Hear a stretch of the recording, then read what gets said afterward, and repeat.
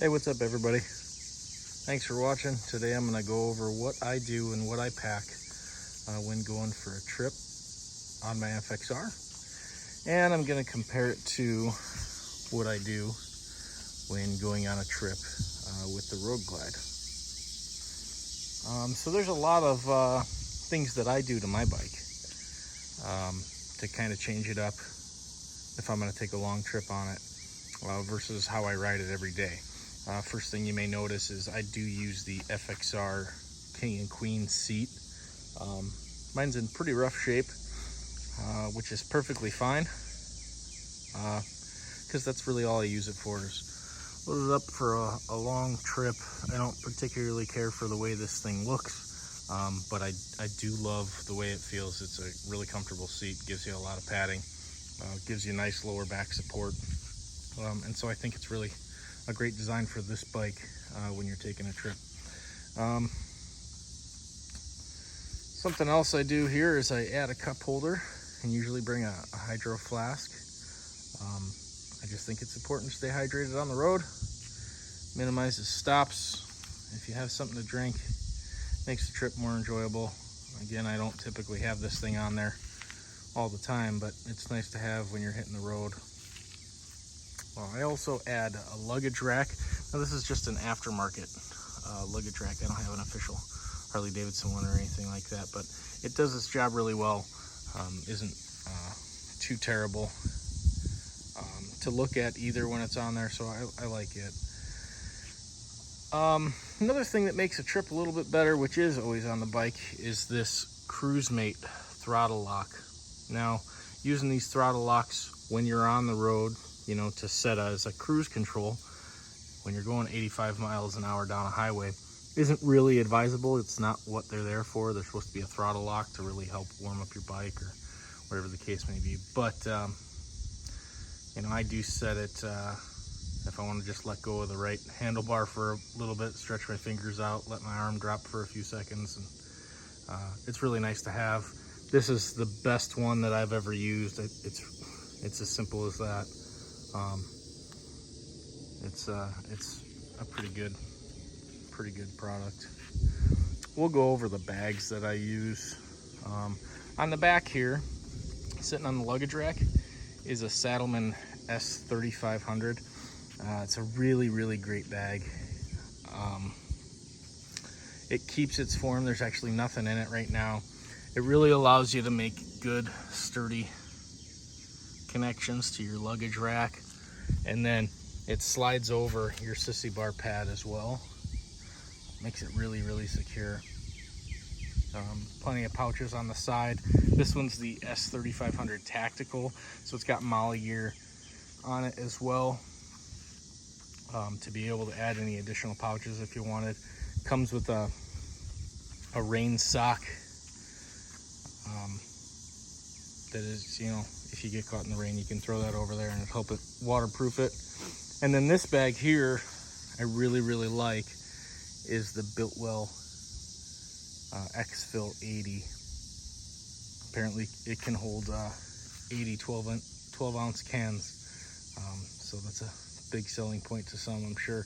For me, it was this padded area, because I really just use it as a backrest, lean up against that, and it's as comfortable as can be.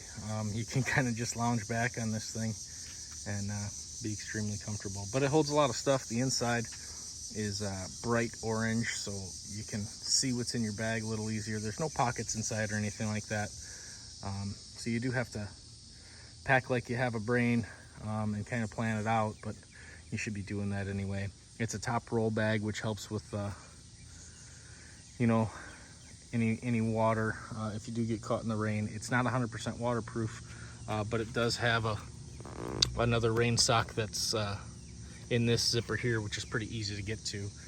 Probably one of my favorite parts about this, other than the pad, is also this tool carrying pouch. So you can see I've got some tools in there. This will hold deep well sockets. I've just got short sockets in it, and then some wrenches, ratchet. There's a couple other pouches here. This is a Velcro one. I typically carry these tools and some electrical tape, some zip ties, some tie wire, things of that nature. And it's really convenient.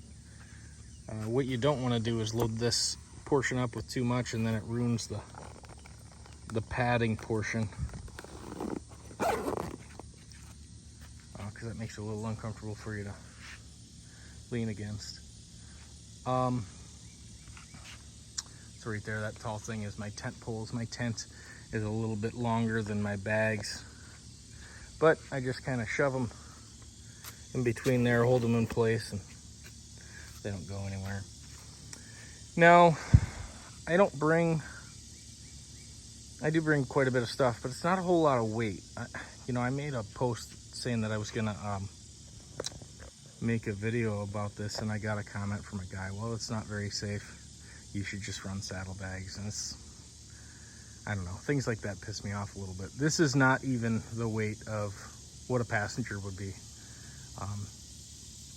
So God, this stuff frustrates me when people just know it all and act like you don't know anything. So I could really do without those comments, and if somebody wants to make one, I'm just gonna ignore it. But this is not unsafe. It's perfectly stable. It's perfectly secure. It does not add a ton of weight to the bike. My shocks are not labeled or labored, I'm sorry, and the thing handles just like it does normally. So this is my preferred setup when I'm going solo, when it's just me. I really, really prefer this setup and this motorcycle when it's just me. Now, when my wife is with me, I do prefer the Road Glide. It does have saddlebags, which I'm not a huge fan of saddlebags in general, but they're useful, especially when you have a passenger, and you can't put a bag on the back seat.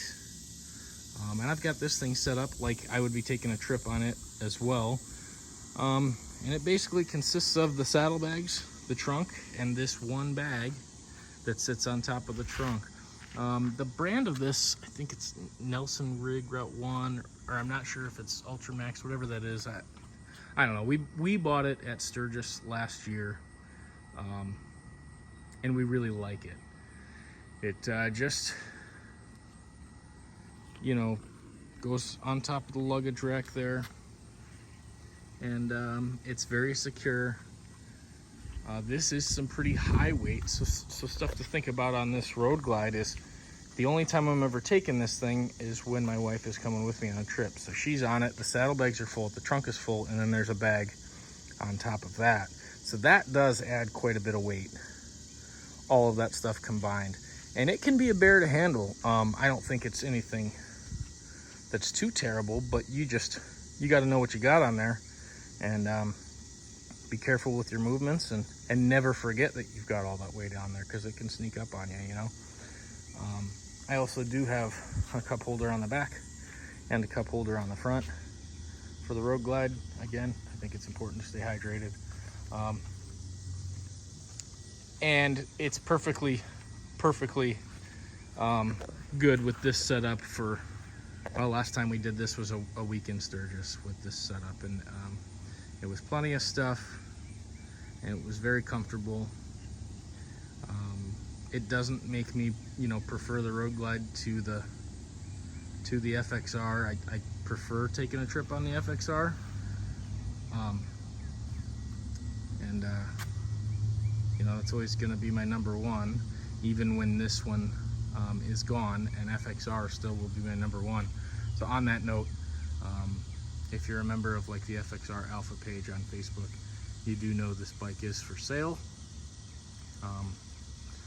It is for sale for $25,000. It is not for sale for anything less than that, because it just doesn't make sense to me to take anything less than that. And if it never sells at $25,000, well, I've got a hell of a great FXR, so that's fine. The whole reason is for even putting it up for sale is just because I like building them, and I just want to build another one, and that stuff isn't free, so you can't have it all. So that's it. If it doesn't sell, I'll just ride the shit out of it. If it does sell, I'll just build another one. I hope this was informative.